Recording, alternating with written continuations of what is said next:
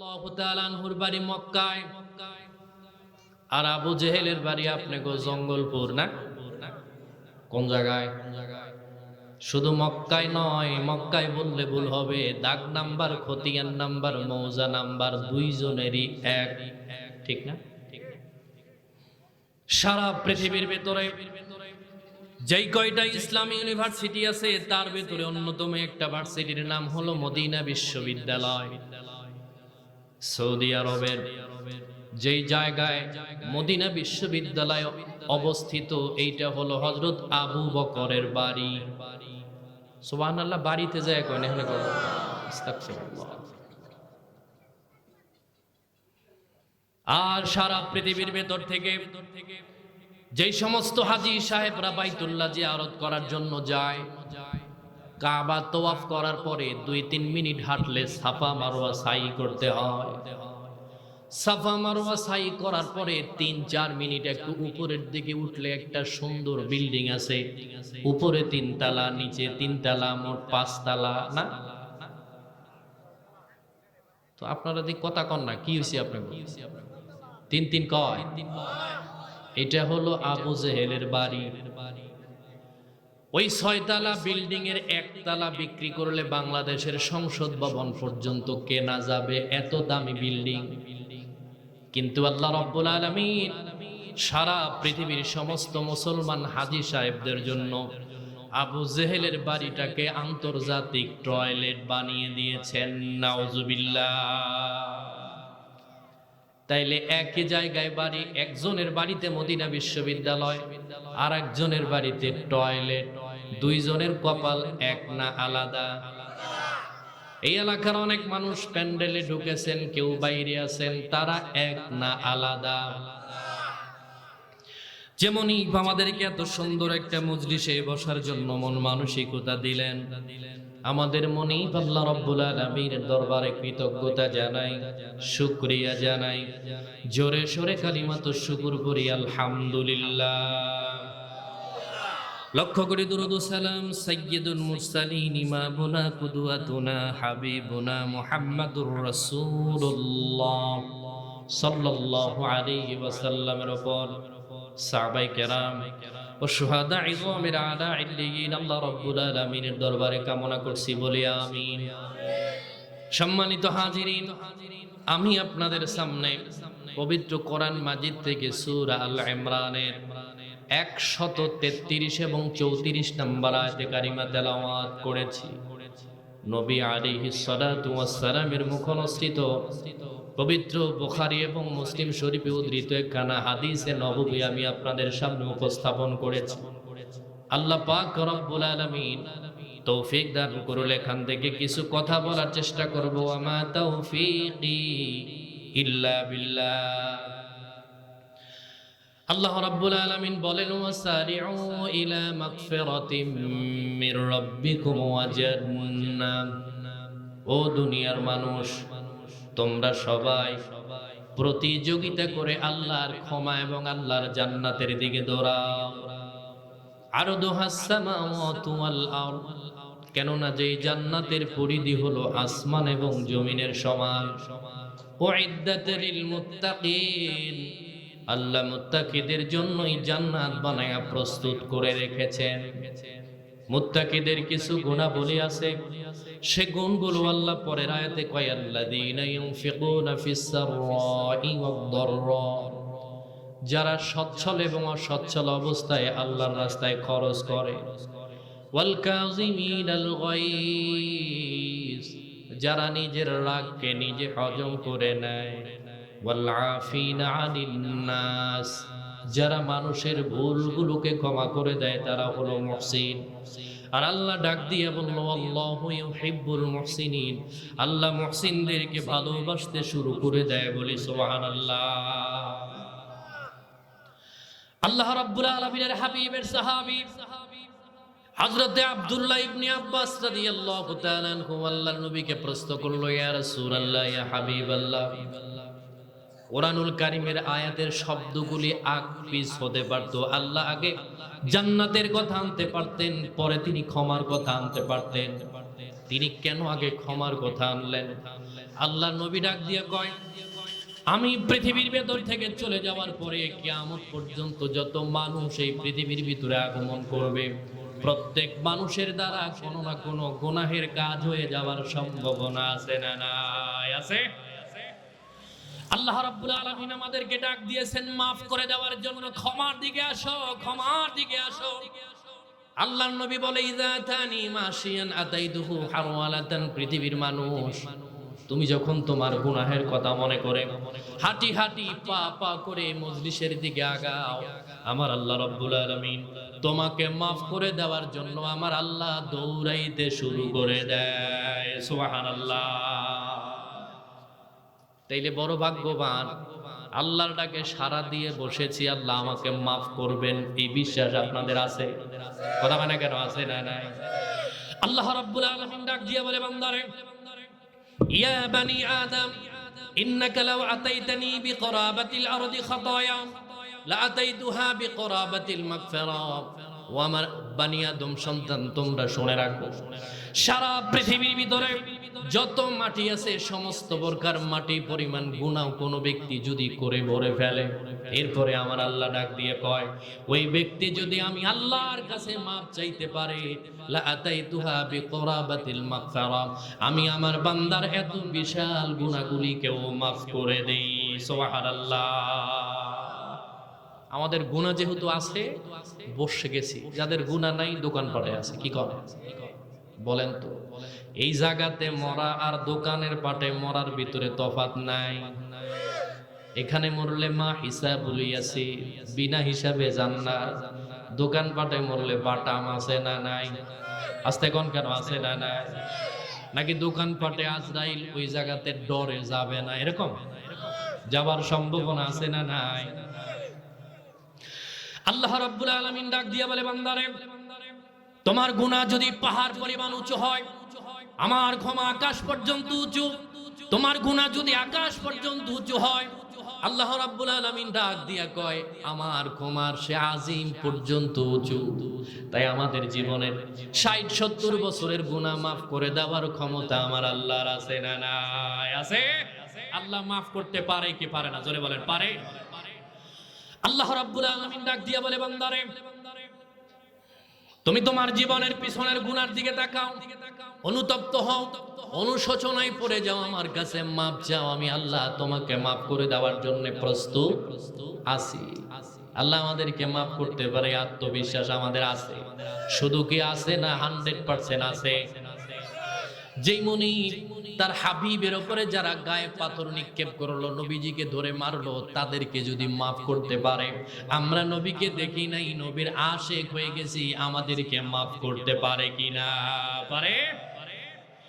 আল্লাহর হাবিব হযরতে আব্দুল্লাহ ইবনে আব্বাসকে ডাক দিয়া বলে, শোনো, আল্লাহ রাব্বুল আলামিন আগে ক্ষমার কথা, কি কারণে ক্ষমার কথা আনলেন?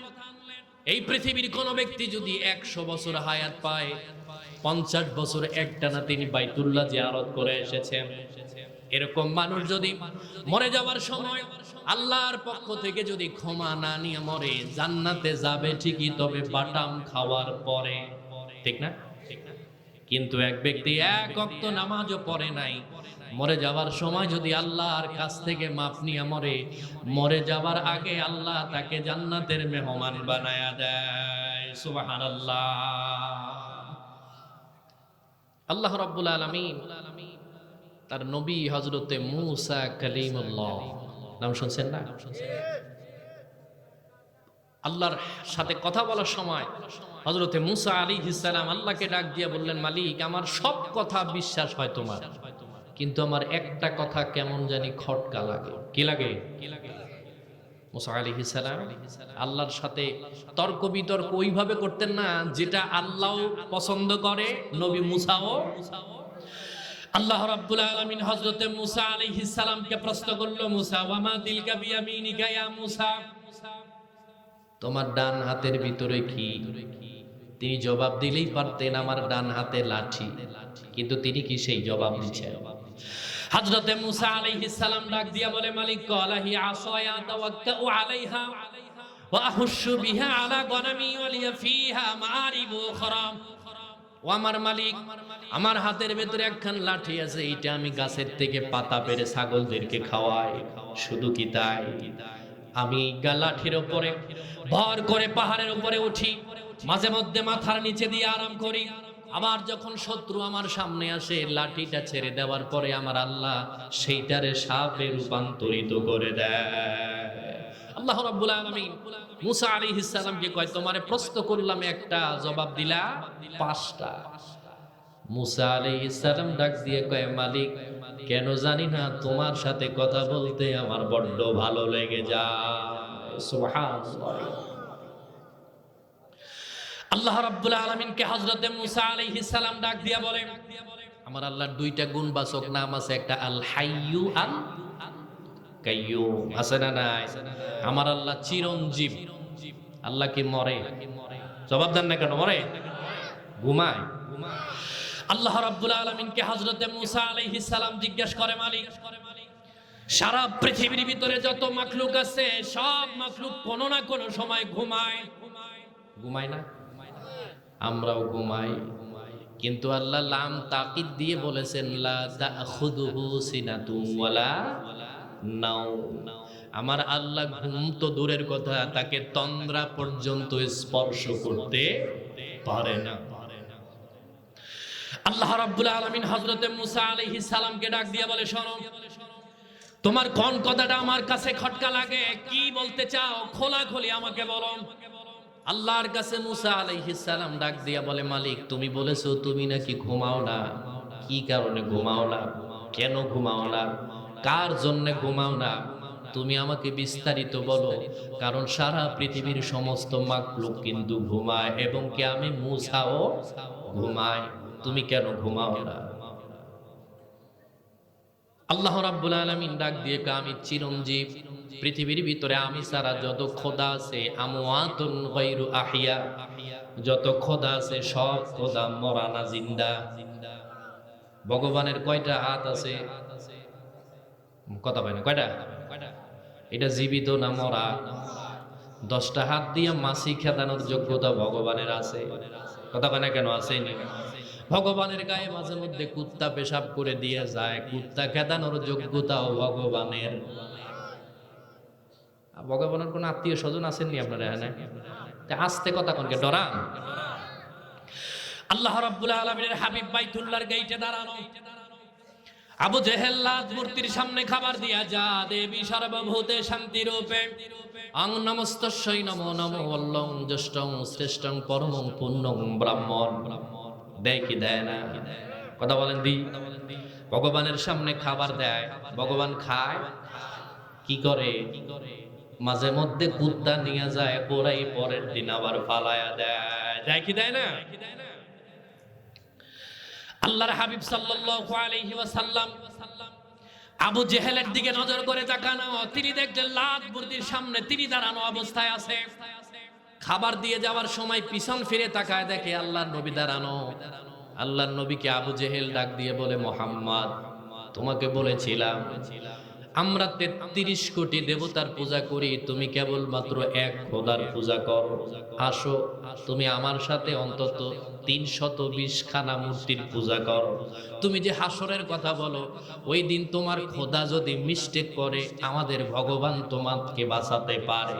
নাউজুবিল্লাহ, জোরে বলেন না। আল্লাহর নবী বললেন, লাকুম দীনুকুম ওয়ালিয়া দিন। কাকা তোমার ধর্ম তোমার কাছে, আমার ধর্ম আমার কাছে। আল্লাহ রাব্বুল আলামিনের হাবিব তার দাওয়াত কবুল না করার পরে আবু জেহেল চলে গেলেন। আল্লাহর নবী নজর করে দেখে ভগবানের সামনে থেকে মাছি মাঝে মধ্যে খাবার নিয়ে যায়, যায় না? খাবার নিয়ে যাওয়ার সময় কপাল বরাবর লাথি মারে, বন করে আওয়াজ করে, করে না? খাবার নিয়ে যায়। আল্লাহর নবী আল্লাহকে জিজ্ঞেস করে, মালিক মাছি খাবার নিয়ে যাওয়ার সময় কি কয়, আপনি আমাকে একটু কোন। আল হায়াতু হায়াওয়ান নামক কিতাব আব্দুল্লাহ ইবনে ওমর থেকে হাদিস বর্ণিত, তিনি বলেন, আল্লাহ রাব্বুল আলামিনের হাবিবকে আল্লাহ তাআলা ডাক দিয়া বলে, হাবিব আমার, মাছি ভগবানের সামনে থেকে খাবার নিয়ে যায়, অথচ ভগবানের হাতে চাইনিজ কুড়াল আছে, আছে না নাই? কিছু কিছু ভগবান আছে একেবারে ল্যাংটা, কোনো জায়গায় কাপড় নাই, আছে না নাই? ভগবানই যদি ল্যাংটা হয়, তার বান্দার অবস্থা কেমন ইন্ডিয়ার মোদি সাসারে দেখলেই বোঝা যায়, ঠিক না? হিন্দু ঘরে এমনও পুরোহিত আছে, তাদের গোটা বডির কোনো জায়গাতে কাপড় নাই, তাদের কোল বরাবর সেজদা করে। হিন্দুরা আছে না নাই? কথা বলে না কেন, আছে না নাই? শুধু কি হিন্দুদের ভিতরে না, বাংলাদেশেও কিছু মাজার বন্ড ৭১-এর পর থেকে আজ পর্যন্ত কোনোদিন গোসলও করে নাই, কোনো জায়গার চুলও কাটে নাই, এরকম পীর বাংলাদেশে দুই একজন নাই? হক্কানি পীরও আছে, বন্ডরা। কোরআন এবং সুন্নাহর সাথে যে সমস্ত পীরের সম্পর্ক নাই, তাদের সাথে আমাদেরও কোনো সম্পর্ক নাই। আল্লাহ রাব্বুল আলামিনের হাবিবকে বলা হলো, ইয়া রাসূলুল্লাহ, ইয়া হাবিবাল্লাহ, আপনি শুনে নেন, মাসি ভগবানের সামনে থেকে খাবার নিয়ে যাওয়ার সময় কপাল বরাবর লাথি মারে। কি কয় আপনি কি জানেন? কয় না জানি না। মাসি ভগবানের সামনে থেকে খাবার নিয়ে যাওয়ার সময় কপালে লাথি দেয়, মুখ বরাবর লাথি দেয়, ডাক দিয়ে কয়, শোন, আমি আল্লাহর সৃষ্টির ভিতরে একেবারে ছোট একটা সৃষ্টি। তোমার তো 10টা হাত আছে, বিশাল বড় জিহ্বা বের করে আছো, হাতের ভেতরে ছুরি, ড্যাগার, চাইনিজ কুড়াল, বল্লম পর্যন্ত আছে, তোমার পায়ের নিচে বাঘ পর্যন্ত ধরাশায়ী হয়ে আছে। আমি একটা ছোট্ট প্রাণী তোমার সামনে থেকে খাবার নিয়ে গেলাম, সাহস থাকলে আমারে একটু আটকা। বোঝেন নাই কথা? মাসি আটকানের যোগ্যতা ভগবানের আছে, কথা মানে কেন আছে? যেই ভগবানের মাসি খেদানোর যোগ্যতা নাই, ওই ভগবানের পূজা অর্চনা মুসলমানের সন্তান করতে পারে না, ঠিক না? আল্লাহ রাব্বুল আলামিন হযরতে মুসা আলাইহিস সালামকে ডাক দিয়া বলে, রে মুসা, তুমি শোনো, এই পৃথিবীর ভিতরে আমি দুই শ্রেণীর মানুষের কারণে রাতের বেলায় দিনের বেলায় কখনো ঘুমাই না। ভালো করে শুনে নেন, আমার আল্লাহ কি ঘুমায়? জবান ছেড়ে দিয়ে বলেন, ঘুমায়। আপনার বাড়িতে যেই কুকুর আছে, আপনি তার মালিক, কুকুর আপনার গোলাম, তাই না? কিন্তু বন্ধু, গভীর রাত, শীতের ভিতরে, কুয়াশাচ্ছন্ন রাতের ভেতরে মাফলার দিয়ে মুখ ঢেকে আপনি বাড়ির দিকে রওনা করেছেন, কোনো কথা বলেন নাই। দেখবেন কুকুর যদি আপনাকে চিনতে না পারে, ঘেউ ঘেউ আওয়াজ শুরু করে দেয়, তাই না? মুখ আপনার খুলতে হবে না, শুধুমাত্র এই আওয়াজটা দিছেন, কুকুরের কানে গেছে। কুকুর তখন লেজ লাড়ে আর ডাক দিয়ে কয়, মনিব, আমার ভুল হয়ে গেছে, আপনি যে আমার মালিক, আমি আপনাকে চিনতে পারি নাই, ঠিক না? আল্লাহ রাব্বুল আলামিন ডাক দিয়া বলে, বান্দারে, তোমার বাড়ির পালিত কুকুরের জন্য আলাদা কোনো খাবারের ব্যবস্থা নাই, বাসস্থানের ব্যবস্থা নাই, কিন্তু তোমার কুকুর সারা রাত জেগে জেগে তোমার মনিবকে পাহারা দেয়। আর আমি আল্লাহ তোমাকে বাক শক্তি দিলাম, শ্রবণ শক্তি দিলাম, কথা বলার যোগ্যতা দিলাম, পৃথিবীর সমস্ত নিয়ামত রাজি দ্বারা তোমারে ভরপুর করে দিলাম। আমি মনিব, তুমি বান্দা, আমার গোলাম, আমি সারা রাত জেগে জেগে তোমাকে পাহারায় দেই, তুমি নাক ডেকে সারা রাত ঘুমাও। আল্লাহ রাব্বুল আলামিন ডাক দিয়ে কয়, শোনো, এই পৃথিবীর দুই শ্রেণীর মানুষের কারণে রাতে এবং দিনের বেলায় ঘুমাই না। নাম্বার 1, যিনি রাতের বেলায় বেশি গুনাহ করে, আল্লাহ তার জন্য রাতের বেলায় ঘুমায় না। সুবহানাল্লাহ। হযরতে মুসা আলাইহিস সালাম ডাক দিয়া বলে, মালিক, যেই ব্যক্তি রাতের বেলায় গুনাহ যারা জর্জরিত হয়ে গেছে, তুমি কেন তার জন্য ঘুমাও না? আল্লাহ রাব্বুল আলামিন ডাক দিয়া বলে, মুসা শোনো, রাত যত গভীর হয় মানুষ গুনাহ করতে ততটা মজা পায়, ঠিক কিনা? জোরে কর। এমনও মানুষ আছে যিনি নতুন সিগারেট খাওয়া শেখে, তিনি কিন্তু দিনের বেলায় খায় না, মুরব্বিদের ডরে, দেখবেন রাতের বেলায় খায়। ফেন্সিডিল খাইলেও রাতেই খায়, ইয়াবা খাইলে রাতের বেলায় খায়, মদ খাইলে রাতের বেলায় খায়। বাংলাদেশে এমন এমন মালখোর আছে, মদ খাইয়া ওভারলোড হয়ে উল্টা পাল্টা বক্তব্য দিয়া বিদ্যুতের খুঁটির সাথে ধাক্কা লেগে কয়, আব্বা ভুল হইছে, মাফ কইরা দেন। এরকম মালখোর আছে না নাই? কথা কানা কেন নাই? অন্য এলাকাতে আছে, কুমিল্লাতে একজনও মাল খায় না। তাহলে কথা কর না, কি জন্য খায়? আল্লাহ রাব্বুল আলামিন ডাক দিয়া বলে, বান্দারে, রাতের বেলায় আমি তোর কারণে ঘুমাই না। 10-12 জন বন্ধু একত্রিত হওয়ার পরে, মদ, ফেন্সিডিল, ইয়াবা খাওয়ার পরে যে যার যার মতো বাড়ির দিকে রওনা করেছে। রাত গভীর হয়ে গেছে, তার মা তার সাথে নাই, তার বাবাও তার সাথে নাই। আল্লাহর নবী মুসা আলাইহিস সালামকে আল্লাহ তাআলা ডাক দিয়ে কয়, শোনো, রাতের 2টা বাজে 3টা বাজে কোনো ব্যক্তি মদ খাবার পরে বাড়ির দিকে রওনা করেছে, গুনাহ করার পরে রওনা করেছে। আমি নজর করে দেখি ওই ব্যক্তি কোনো কিছুর সাথে যদি ধাক্কা লাগে চিৎপাটাং হয়ে পড়ে যায়, আর ওই নাপাক জবান দিয়ে আমি আল্লাহকে যদি আল্লাহ বলে ডাক দেয়, আর আমি যদি ঘুমন্ত অবস্থায় থাকি, তার আল্লাহ ডাকের সাড়া দিবে কি? সুবহানাল্লাহ। যুবক, তুমি রাতের বেলায় ঘুমিয়ে পড়েছো এশার নামাজের পরে। এই এলাকার ভেতরে এমন যুবক আছে এশার পরে ইন্টারনেটে ঢোকে, ফজর পর্যন্ত ফেসবুকে থাকে। নাই? আস্তে কোন কেন আছে? না না। আল্লাহ রাব্বুল আলামিন তাকে জানায় দেয়, শোনো, এশার নামাজের পরে ফজর পর্যন্ত কতবার তুমি বাথরুমে গিয়েছো, কতবার জাগ্রত হয়েছো। আল্লাহ তোমারে ডাক দেয়, তোমার গুনার পাল্লা ভারী হয়ে গেছে, তুমি ওঠো, তুমি তাহাজ্জুদের নামাজের জন্য দাঁড়িয়ে যাও। আল্লাহ রাব্বুল আলামিন এবার ডাক দিয়া বলে, মুসা তুমি সরো। যেই ব্যক্তি রাতের বেলায় চিৎপাটাং হয়ে পড়ে যাবার পরে তার নাপাক জবান দিয়ে আমি আল্লাহকে যদি আল্লাহ বলে ডাক দেয়, তাইলে কও, আমি যদি ঘুমের ভিতরে থাকি তার আল্লাহ ডাকের কে সাড়া দিবে? একটু জিকির করে নে, লা ইলাহা।